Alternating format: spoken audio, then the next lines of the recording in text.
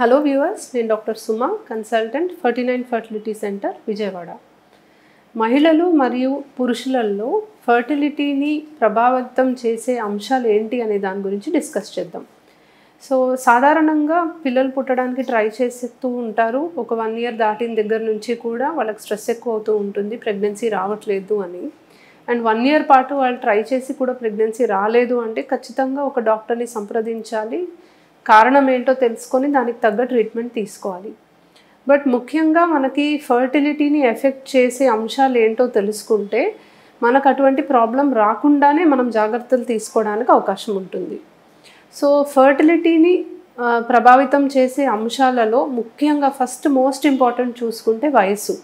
So age ఎక్కువయ్యే కొద్దీ, ఇంకా చూసుకుంటే ఆడవాళ్ళల్లో ఎక్కువగా ఏజ్ ఎక్కువయ్యే కొద్దీ వాళ్ళకి అండాశయంలో ఉన్న ఎగ్ నంబర్ తగ్గిపోతూ వస్తుంది.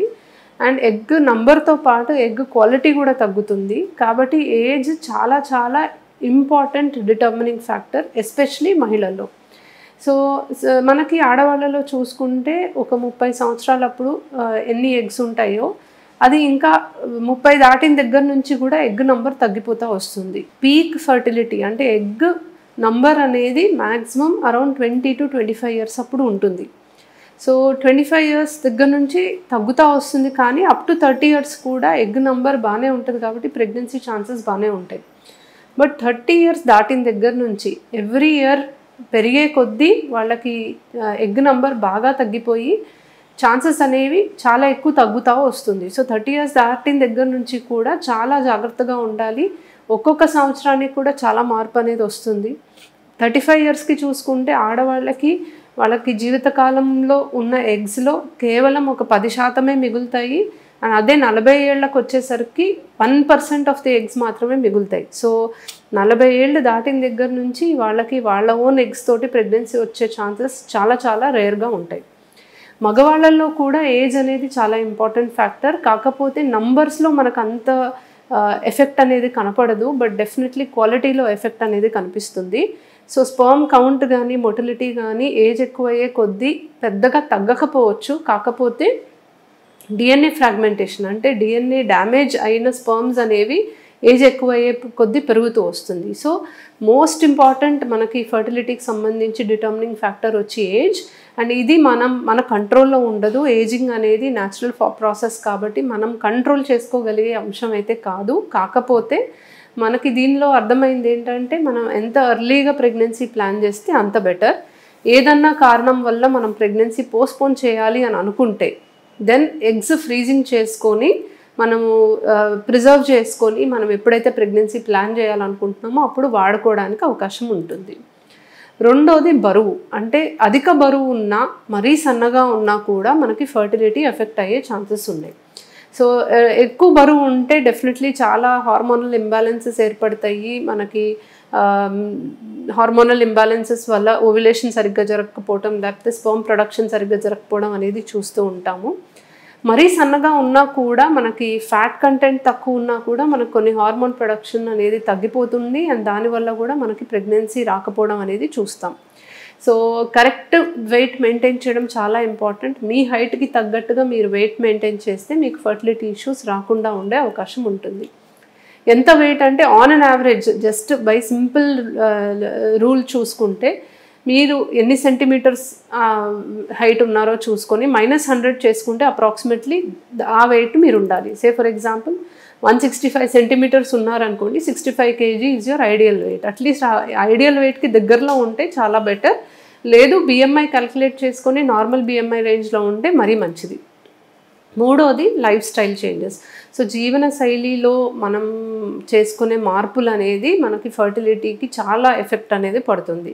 మనం తినే ఫుడ్ కానీ, మన లైఫ్ స్టైల్, మనం ఎంతసేపు పడుకుంటాము, మనకి ఎంత స్ట్రెస్ తక్కువ ఉంటుంది, మనం ఎంత యాక్టివ్గా ఉంటున్నాం, ఫిజికల్ యాక్టివిటీ ఎంత బెటర్గా ఉంది అనే దాని మీద చాలా ఆధారపడి ఉంటుంది.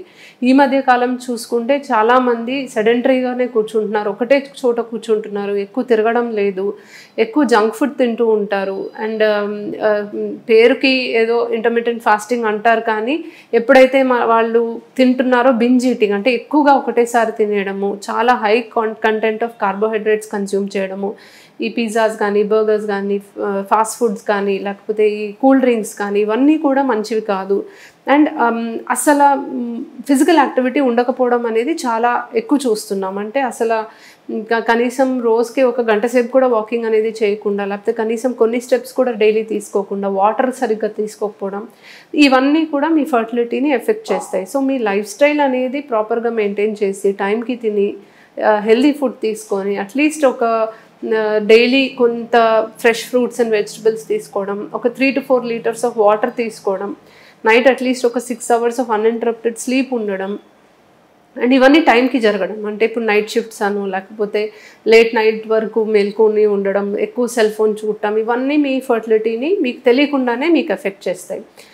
ఇవన్నీ కాకుండా వేరియస్ ఎన్వైరన్మెంటల్ ఫ్యాక్టర్స్ మీకు తెలియకుండానే మీకు మీ ఫర్టిలిటీ పైన ప్రభావం చూపుతాయి. అంటే ఇప్పుడు చాలామంది పేషెంట్స్ మా దగ్గరకు వస్తారు, ఎగ్స్ బాగా తక్కువ అయిపోయి ఉంటాయి, లేకపోతే స్పర్మ్స్ బాగా తగ్గిపోయి ఉంటాయి, వేరే టెస్ట్లు అన్నీ చేస్తే అన్నీ నార్మల్ ఉంటాయి, మరి మాకు ఎటువంటి హ్యాబిట్స్ లేవు కదా మేడం, మాకు ఎటువంటి ప్రాబ్లం వచ్చే అవకాశం ఉండకూడదు, మరి ఎందుకు ఇలా జరిగింది అని.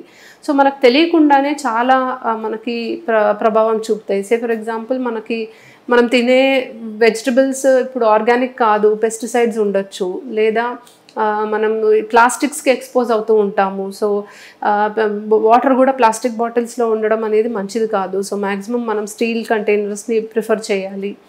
సో ఆ ప్లాస్టిక్స్ మనకు తెలియకుండానే మన ఎగ్ నంబర్ని తగ్గించడానికి కానీ, స్పర్మ్ కౌంట్ని తగ్గించడానికి అవకాశం ఉంటుంది.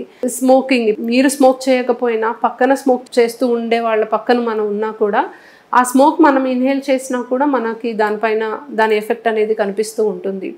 అండ్ పొల్యూషన్, మనకి బయట ఎస్పెషలీ అర్బన్ ఏరియాస్లో, సిటీస్లో చూసుకుంటే చాలా పొల్యూషన్కి మనం ఎక్స్పోజ్ అవుతూ ఉంటాము. సో ఖచ్చితంగా ఇవన్నీ కూడా మన ఎగ్ అండ్ స్పర్మ్ క్వాలిటీ పైన ఎఫెక్ట్ చూపిస్తాయి. సో ఇవి మెయిన్ రీజన్స్ అండి మన ఫర్టిలిటీ ఎఫెక్ట్ చేసేవి. సో ఏజ్ ఒక ఇంపార్టెంట్ ఫ్యాక్టర్, వెయిట్ ఒక important factor, and life style ఒక ఇంపార్టెంట్ ఫ్యాక్టర్. ఈ 3 అంశాలని మీరు కంట్రోల్ చేసుకుంటే చాలా మటుకు ఫర్టిలిటీ ఇష్యూస్ రాకుండా ఉండే అవకాశం ఉంది. వేరే అదర్ కండిషన్స్ ఉంటాయి, కానీ అవి మన కంట్రోల్లో ఉండవు, పెథలాజికల్ కండిషన్స్ అంటాము. మన కంట్రోల్లో ఉన్నంత వరకు మనం చూసుకోగలిగి జాగ్రత్తలు తీసుకుంటే ఫర్టిలిటీ ఇష్యూస్ రాకుండే అవకాశం ఉంటుంది. Thank you.